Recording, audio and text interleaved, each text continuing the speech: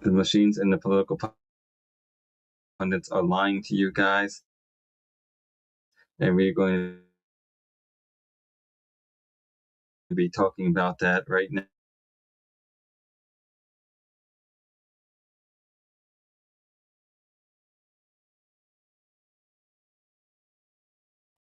The May 19th voter turnout says for Pennsylvania's 2026 general primary election held on May 19, 2026, the voter turnout was considered low, with participation reported at less than 20% of registered voters.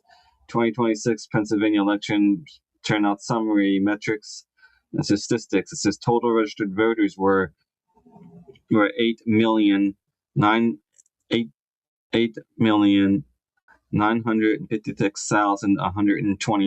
Total ballots cast were 1,932,415.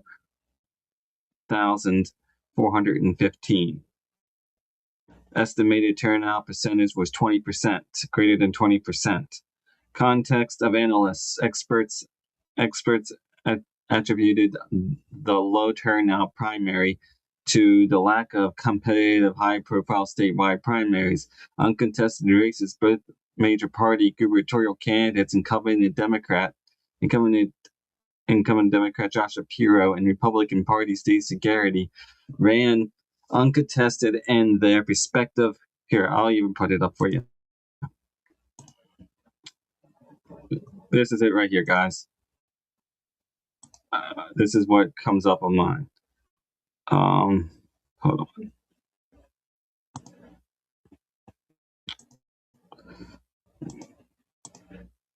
Here we go. It says, and it says right here, it says in context, it says party disparity, the lack of competition, Democrat participation significantly. It says Josh Shapiro, Republican Stacey Garrity ran uncontested in their respective primaries, reducing the typical incentive for voters to herd on to the polls. Party disparity, despite the lack of competition, Democrat participation significantly outpaced Republican participation. Over 1.1 million Democratic ballots were casted compared to nearly 640,000 Republican ballots. Comparison to previous years, this cycle saw a notable decline from the 2022 gubernatorial primary, which saw the turnout at 29.5% of registered voters. From Spotlight PA, localized activity, while statewide turnout was low, pockets of higher engagement were observed in districts with rare competitive legislative primaries, such as the 91st State House District in Adams County. It says, in 2026, the general election is scheduled for November 3rd, 2026, with voter registration closing on October 19th. On October 19th, 2026, the Daily Pennsylvanian. With that being said, hold on.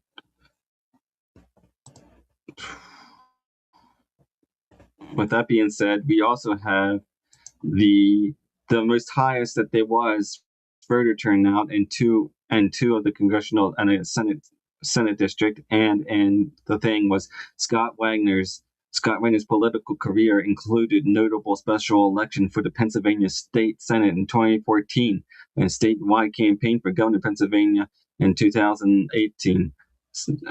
2018, because state Senate races were limited to his district, District 28, statewide voter turnout data only applies to his to his 2018 gubernatorial bid. 2018 gubernatorial election statewide, Scott Wagner ran as the Republican nominee against incumbent Democrat Tom Wolf, and his election turnout was 50%. Statewide voter turnout approximately was 58% of eligible voters, or 49.4% of eligible adults participated in the 2018 midterm election, the highest for Pennsylvania midterm since 1971. Total votes cast, over 5 million ballots were cast in the gubernatorial race. Election result: Tom Wolf defeated Scott Wagner 57.8 to 40%, 40.7% Ballotpedia. The Senate race: Pennsylvania state Senate races, District 28, Scott Wagner state Senate elections were local to the 28th District, York County. Because of these were not statewide elections, there is no statewide turnout figure for these contests. It says special election. It says Wagner gained national attention for becoming the first writing candidate to win a Pennsylvania state seat. Turnout: the election saw 22,902 total ballots cast. Participation rate: turnout was reported as less than 14% of registered voters in the district. In 2014 general election, after winning special election, Wagner ran for a full term in November general election. Total votes cast were 15,563. Total votes were recorded for in the race. Result: Wagner won 84.9% of vote against challenger Zachary Hearn. So here you guys have it, guys. As you see, there is possibility to win this because the machine and the political pundits are lying to you. They're talking out their butt. They're saying that we're going to lose. They're saying that Stacey Garrity is going to lose. They're saying that the Pennsylvania people don't know better than the political establishment GOP. This is a grassroots movement, guys. This is the mega movement. We have to have everybody out there full force on election day, and that means the blue collar workers. That means the mama bears, conservative parents, and the hardworking people of Pennsylvania. We need to have a full out turnout. This is war, guys. Elections are war. It is battle. This is 70-76 all over again for America. If we don't go out and vote in 2026, November 3rd, with full out force, you can say goodbye to Pennsylvania, as purple as it is, and hello to blue, to a blue ocean of Pennsylvania. You might as well call it the next Virginia. You might as well call it the next Maryland, because if we don't win the congressional seats in Pennsylvania, then the Democrats will win it, and they'll take control of the legislative maps and redistrict Pennsylvania to like you've never seen it before.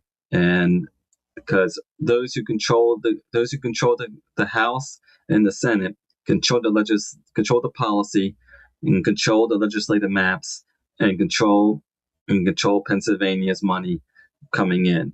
And that is why John Shapiro has multi-million dollars coming in to Pennsylvania to support them. If you don't know about the Johnstown flood in 1889 and the Pact for America's Future, look into that, because not only did the Johnstown flood bring in a flood and killed 99 families in Johnstown, Pennsylvania, but that flood also brought in the pact called Pact for America's Future, which outside donors like George Soros and Reid Hoffman and liberal organizations funnel their money into Pennsylvania to help elect statewide candidate races on the Democrat side, and policy issues that need to be passed, and so forth. You can also say goodbye to your Second Amendment rights. Because if you were not paying attention, and these couple past months, the state legislator on the Democratic side tried to pass red flag laws and gun storage laws, where they would have Pennsylvania citizens, if it was to pass, it would pass. If it was to pass, it would make PA citizens put locks on their guns in their own house, which is extremely dangerous and against First Amendment rights. It would make it harder for citizens to protect themselves if an intruder came into the house, or if you needed some kind of protection, because this is what the Second Amendment is for. It's not just for organizing militias and arming militias. It's for protecting the citizens as well. Look, in 7076, we had people pulling guns off the racks from their churches, pulling guns off the racks from their stores, pulling guns off their racks in their own house, and marching on Lexington and Concord, and taking up arms. Now, if we don't win this election,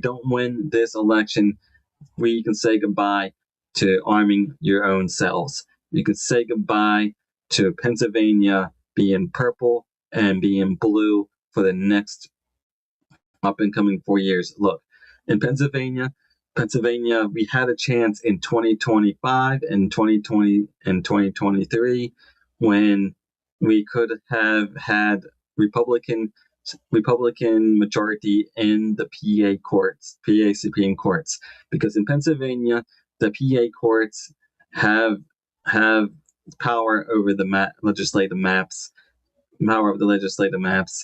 and so the state legislator will go to them and redistrict people out of their congressional seats and House seats. It's happened, guys. It's happened to Carrie Del Rosa, who ran with former candidate for governor Doug Mastriano, when she wanted to run in her own state district, because she was a small business entrepreneur woman who thought outside the box and had the money to run.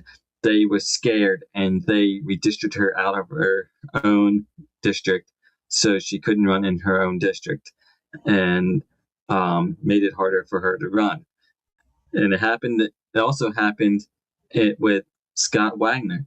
Scott Wagner first wanted to put his name on the ballot for Senate, but then because they were so afraid of a big business entrepreneur, a guy like Scott Wagner, he decided not to put his name on the ballot permanently and do a statewide write-in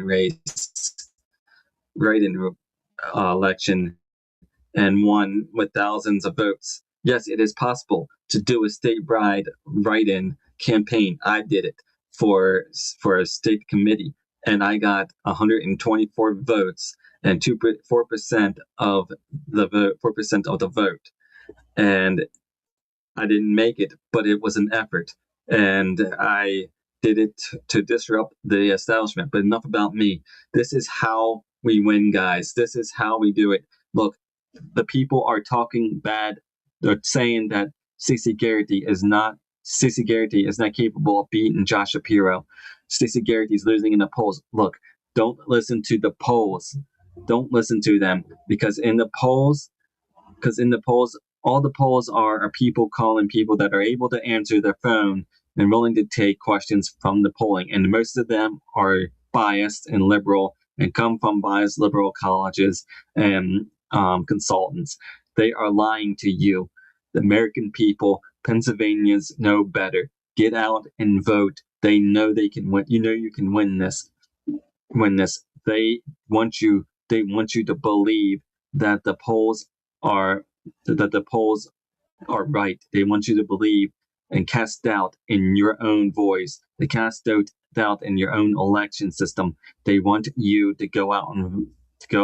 They want you to not vote because there's no chance of Stacey Garrity winning, and there's no chance of Scott Perry winning. But We know better. You know better. This is a grassroots effort. This is the mega movement, and we need to get out and vote. The polls are on November 3rd is D-Day.